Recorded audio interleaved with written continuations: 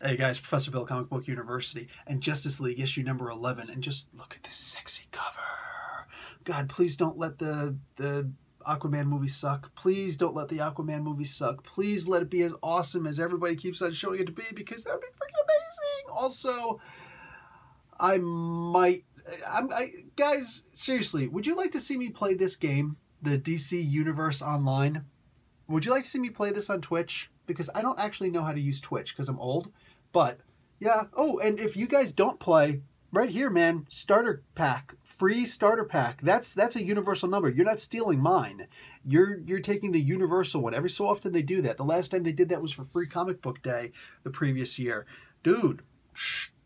You know what I'm saying? I'm thinking about playing the game online. I'm thinking about doing that. Anyway, I used to play it before. It was fun. As long as there's a lot of new content, we're good. Anyway, so we were talking about this book, right? All right, so let's get talking about who actually made this book, guys. This is Drowned Earth Part 2. All the other stuff was previews before the actual Drowned Earth issue. Scott Snyder is the writer. Francis Manapul does art, colors, and God bless his heart and his soul, he does the cover. Awesome. Awesome. And Tom Napolitano does letters. Francisco Mattina does the variant cover. Effing awesome. Okay, so whole lot of merchandise opportunities in these comic books, man. Whole lot. And we're going to get to that in a second. First off, what did I always say that my biggest complaint was with Scott Snyder nowadays? It's that he's got one bowl, that's one comic book, and he's just got way too many ingredients going on. It's not even just the idea. It's like if you got all these ingredients, they're making one story. Hey, that's cool, man. But it's almost like he's making 6 different meals in this one bowl. He's like, I'm going to make an omelet, and I'm going to make this really awesome like T-bone steak. All right? Excuse me. Ooh, and I feel like making some pasta. And he's got like 3 other meals, and it's like one bowl.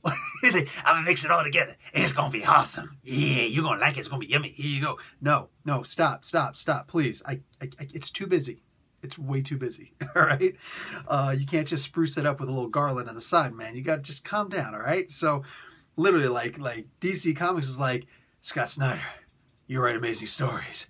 Will you write a story for the Justice League? He says, no, I'm going to write all the stories. And I believe him. But the brother's got to calm down. And in this issue, he does. I told you guys, James Tynion, however his name is pronounced, I'm sorry. I never bothered to ask him his name. I didn't know I should. I know what the guy looks like. He's awesome. There. He said that Scott Snyder was going to be calming down pretty soon. The story, he said, is going to be calming down. He didn't get personal like that. And it finally happened. I started to lose faith. I started to think, nah, he's lying. He's lying because it's not. But no, it is. Right here, this issue literally has 2 stories going. That's it. And they both have very similar goals. What?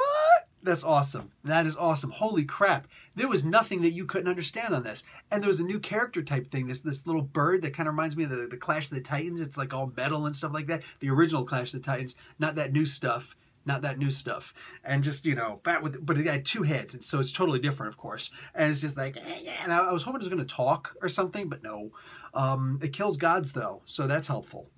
That's going to be real helpful for the effed up surprise that happens at the end of this issue. Holy crap. And I feel like Lewis Black right now with the finger. It's got a mind of its own. But wow. And just a little bit, wow. So this story, brothers and sisters, what we have here, if I can preach to the choir, is we've got the Graveyard of the Gods. And Aquaman and Wonder Woman are going there because they got to find Poseidon. And Poseidon, hopefully, can at the very least explain what's going on. And at best, they're hoping maybe help. But somewhere in the middle, they're thinking, what if he can restore Aquaman's powers? Because those are the powers that were used to actually destroy the flood, the drowned. That would be kind of sick. That'd be kind of cool. Unfortunately, that's not actually what happens. And what does happen, I turned to that page and I looked like, yo, story took a serious twist. On the other side, we see Superman. Superman is hanging out with Mira and the Flash. The Flash is using his Speed Force in order to slow down the effects of this Like, imagine that. He needs to use the still force, right? But to slow down the effects of the flood washing over him, because he's turning amphibious. You know what I'm saying? You can see it all over his face and his eye, like he's turning. But in the meantime, Superman, he's depowered, but slowly getting his powers back. And he lost his eye. Well, at least he got poked in the eye. And he's got a Superman eye patch over the eye. He's got a freaking Superman eye patch over the eye. Oh, God.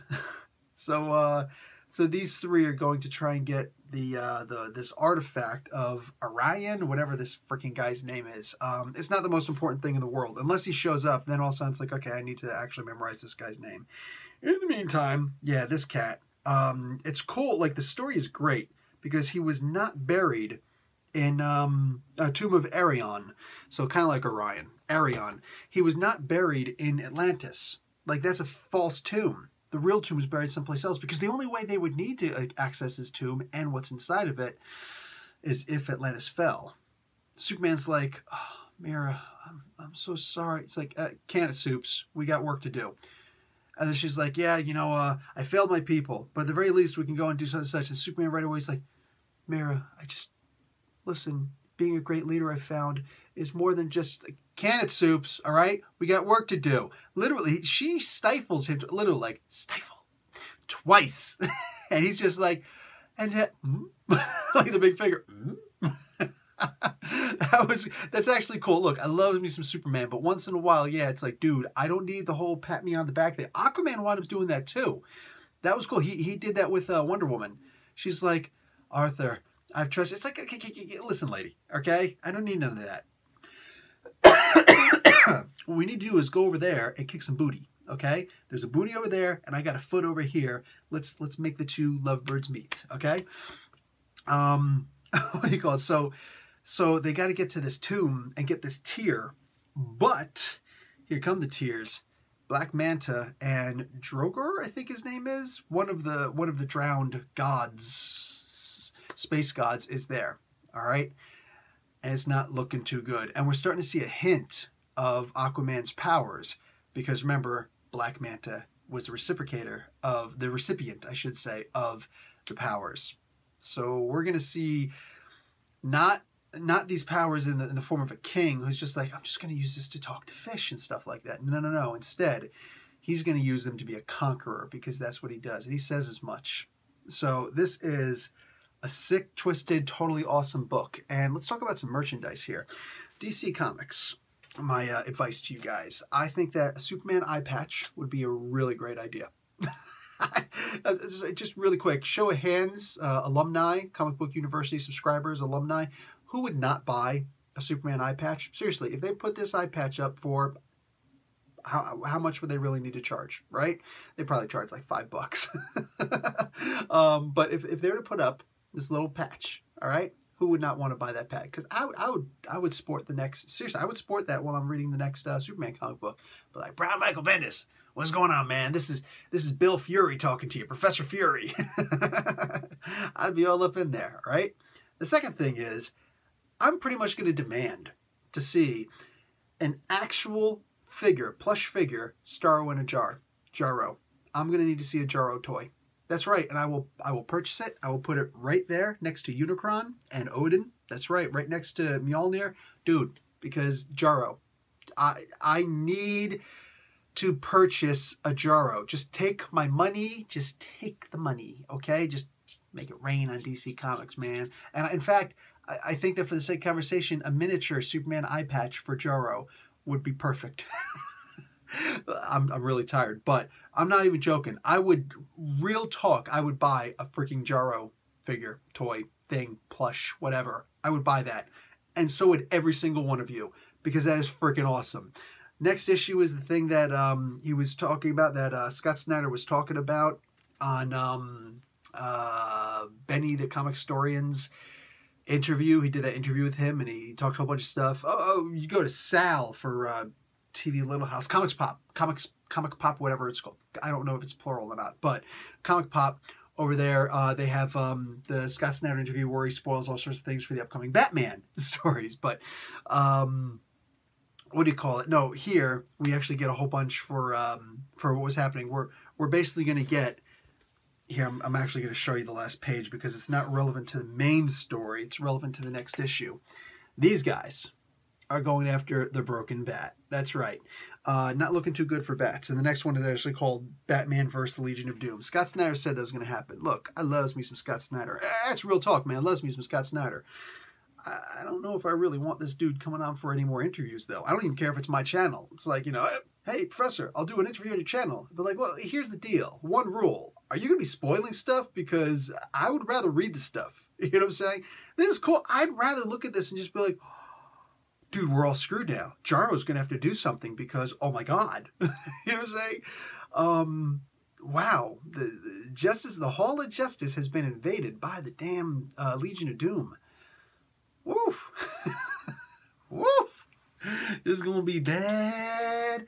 And I feel so bad for Batman. He's about to be dead man. He's about to be flat man. They're going to be like, stomp. Yeah, that's the idea. And he's just going to be crushed because, woof, it's not going to be good, but it's going to be fun. And I'm certain that Jarro's going to have something to do with it. And the only thing that's going to do for me is make me want a freaking Jarro plush figure that much more. Seriously, man, like, even if I got to get my own, if you're not going to, like, sell me the jar also, like little plastic jar or something like that, I will get an old mayonnaise jar. I'll, like, go to Costco, you know what I'm saying? Take one of those big, gigantic mayonnaise jars I got, they're like this big or something like that, and just be like, empty stuff out. Yeah, we'll get rid of it. Just soap it up and then throw it out and just stick the Jarro in it, man, because that's freaking awesome. That is freaking awesome. Please, DC, hear my pleas, all right? Give me a Jarro figure. We need a Jarro figure. All right.